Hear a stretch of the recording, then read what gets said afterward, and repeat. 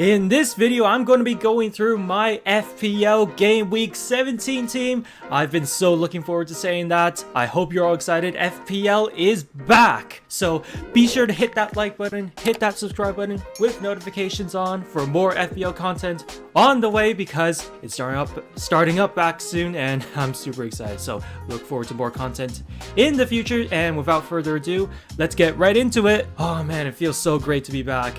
I mean, the World Cup was nice. What a great final that was. But you know, it's supposed to be FPL season. It's supposed to be Premier League season. That's what's supposed to be happening usually. So yeah, it's so glad to be back. And yeah, so this is my team for Game Week 17. I know I made a video on this previously, but that was before the World Cup. So the World Cup is now finished and some things have changed. So I switched up my team a bit. And I'm going to go right through it right now. So in goal, we've got David De Gea. You know, he should be buoyed and not making the World Cup with Spain. And yeah, against Nottingham Forest at home, the clean sheet potential is very high. So, and I'm seeing here 7.3% percentage. Selection, pretty low. I mean, if he does well, he could, you know, get you up the rankings and not. And, you know, Man United, I feel like they'll be a bit better going into the second half of the season. So, yeah, I feel like De Gea is very much worth a punt. Right, for the defense, we've got a very solid defense, in my opinion at least. We've got Kieran Trippier. What a player, what a season he was having prior to the World Cup break. But now I expect him to be back and continuing to perform for Newcastle United. I mean, I feel like this guy is a must-have. If you don't have him in your team, what are you doing? Because he is consistent point getter. Look at this. Look at this. 11, 12, 7. Lots of 7s, 6s everywhere. I mean, come on now. That's what you want in an FPL player. Consistent performances leading to consistent points. So yeah, Trippier must have. So the other defender, we've got Gabriel. He did not go to the World Cup. I feel like he'll be very buoyed by that and tend to perform. And also, since he didn't go to the World Cup, he is very well rested and he should perform better in the upcoming games, or at least keep clean sheets out. You know what? It's difficult with Arsenal because he's the only Arsenal player that I have. That's because like they've lost Gabriel Jesus, so I feel like their front line is going to be very struggling unless they sign someone in January. So I don't know. I just feel like if they don't get a striker, they're going to kind of fall off, in my opinion. Because who's up front? Nketiah? That you want Nketiah up leading you up front? Nah. That's you are definitely going to be falling off if your best striker is Nketiah going into the second half of the season. So yeah, I'm a bit wary of Arsenal players for that reason. So, but you know, there's still a very solid team. You know, Arteta, you know, sets his team very solid. They're a very solid outfit. So for Gabriel, I feel like he's still worth a go. I know a lot of you have Saliba, and that's not a bad shout either. I just feel like Gabriel is more of a presence on corners because I feel like his goal scoring record is a bit better than William Saliba's. So I feel like, yeah, he could potentially get more goals, in my opinion. So we've got Gabriel in there, and we have got Reece James. I know I'm very excited about this because he is a very good player, but he's been out with a knee injury, but he should be okay to go when the season starts back up again.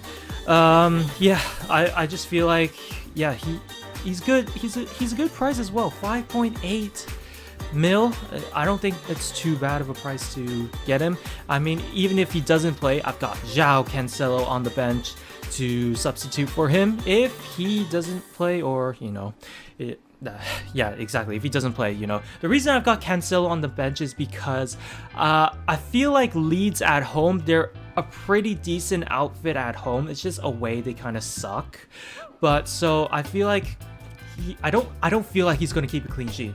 And one of the problems I usually have is because, or not just me, but most FPL players, is that they tend to play their most expensive players like always, and just because a player is more expensive doesn't mean they're always going to perform the best. So yeah, I just don't want to get like too carried away with the price of a player, and then yeah, selecting a player because they are the most expensive. So this is the defense I've gone with. So I feel like it's a very solid defense, and obviously if Reece James is not quite fit enough to play, then João Cancelo can just slide in and take his place. So yeah, that's a defense. Let me know what you think of it in the comments down below.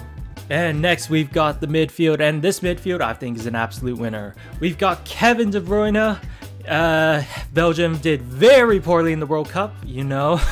They did not do good at all. That's because they had that awful manager, Robert Martin, and he's gone now. So I feel like the Belgian squad will do a bit better, even though they're kind of aging. But De Bruyne is still sick, and we know how he performs under Guardiola.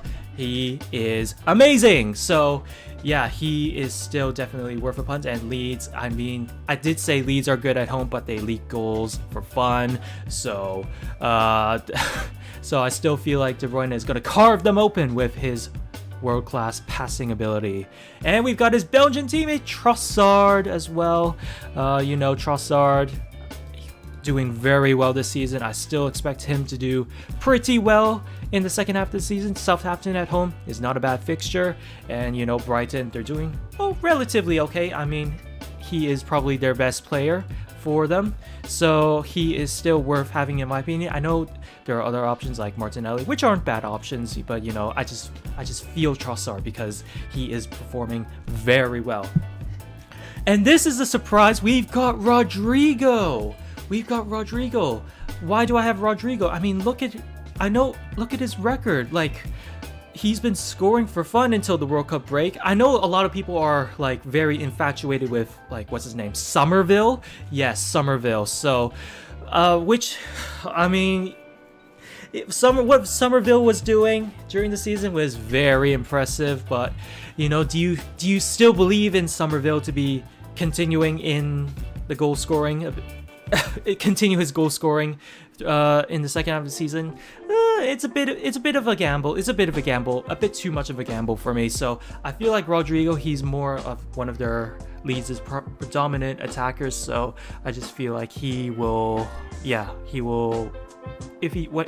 do more things, in my opinion, at least. So, and you know, he's listed as a midfielder, and he's very attacking. So even if he does scores goals, he's gonna get a lot of points.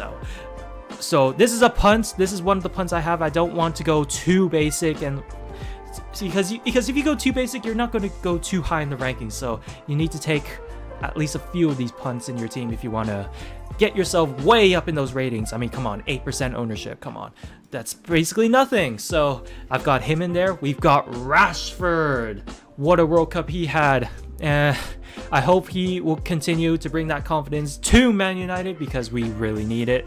And I mean, also we have a lack of strikers since Mr. Sui has, is no longer at Man United. So I feel like Rashford is probably going to be the main focal point for the second half season, unless we sign someone like Gakpo in the transfer window. So I feel like Rashford will start to perform much better than he did in the first half. So he'll bring that confidence to Man United. I believe it.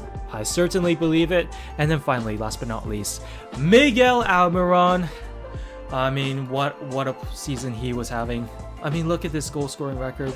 Amazing. I mean, he had like 110 appearances and like only 9 goals scored within them prior to the season. And then, yeah, he's just been on fire. So I hope he continues to be on fire for me and all you other FPL managers that have him in your team.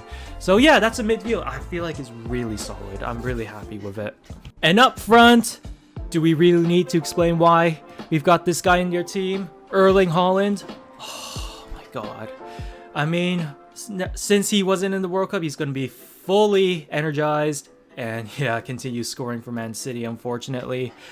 But yeah, he's just a machine. Why some people don't have him in their team, I don't know why. Yeah, that's all I really need to say, really. Erling Haaland, have him in your team. And then this one, I think this is going to be worth a punt. Darwin Núñez. I mean, like, I know he hasn't performed so well in the season, but to be honest, a lot of his he's only got like 5 goals in the Premier League season so far. But look at this, a lot of these appearances he didn't really play. He didn't play in like 4 games. He only played 1 minute there. So if you take away these games where he didn't really play, his goal scoring record is actually pretty decent. And look at this run of fixtures. It's just, it seems pretty easy. Like he's got like 2 hard games there, but you know, it's not too bad. It's not too bad at all. And so, and like he's the main striker for Liverpool. So if they are going to improve, I feel like Darwin Núñez is going to be a large part of that going forward. And yeah, I feel like he's worth a punt. So this is my team for game week 17. I think it's a really good team, to be honest. Let me know what you think of it in the comments down below, what changes you would make. Thank you all so much for watching. Leave a like, hit that subscribe button with notifications on, like I said, and follow me down on socials as well. Their links are in the description. And yeah, I'll see you all in the next video.